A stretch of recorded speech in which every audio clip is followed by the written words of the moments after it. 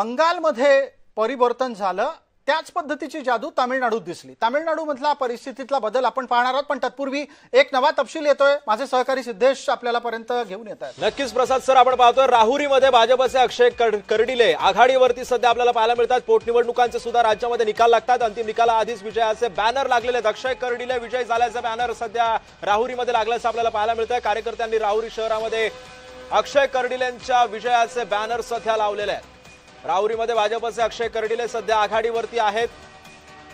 अक्षय दादा शिवाजीराव कर्डिले यांची आमदारपदी निवड झाल्याबद्दल हार्दिक अभिनंदन अशा आशयाचे बॅनर सध्या राहुरीमध्ये झळकतायत।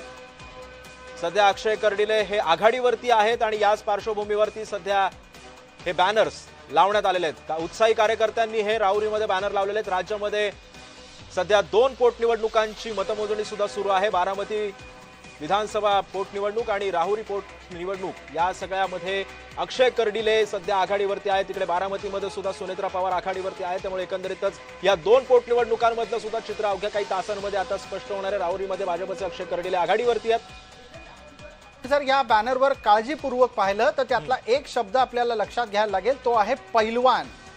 पैलवान अक्षय दादा शिवाजीराव कर्डिले असं त्यांच्या नावापुढे लिहिलंय। पैलवानानं मैदान मारलेलं दिसतंय। सिद्धेश, एकंदरीतच प्रसाद सर, त्यामुळे ही जी पोटनिवडणूक होती ती अतिशय चुरशीची सुद्धा आपल्याला होत असल्याचं पाहायला मिळालं। कारण राष्ट्रवादी शरदचंद्र पवार पक्षाने सुद्धा त्यांचे उमेदवार निवडणुकीच्या रिंगणात उतरले होते। ही पोटनिवडणूक जी होती ती बिनविरोध व्हावी अशी सुद्धा मागणी अनेकदा केली जात होती, मात्र ही पोटनिवडणूक बिनविरोध झाली नाही। अनेक विरोधकांनी सुद्धा, मवियाच्या लोकांनी सुद्धा त्यांचे उमेदवार हे निवडणुकीच्या रिंगणात उतरवलेले होते। मात्र विजय स्पष्ट होता। अक्षय कर्डिले हे आघाडीवरतीच असणार होते आणि आता अखेर हे राहुरीचं चित्र हे स्पष्ट आहे। अक्षय कर्डिले हे सध्या आघाडीवरती आहेत। काही उत्साही कार्यकर्त्यांनी त्यांचे विजय झाल्याचे बॅनर सुद्धा लावलेले।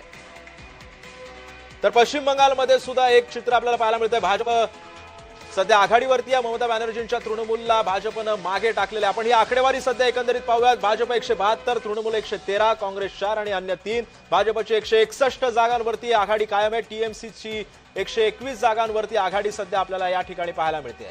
तर विजय थलपती हा जादूगार ठरलेला आहे। टीव्ही केला सत्ता खेचून आणणं तामिळनाडूमध्ये त्याला यश आलेलं आहे।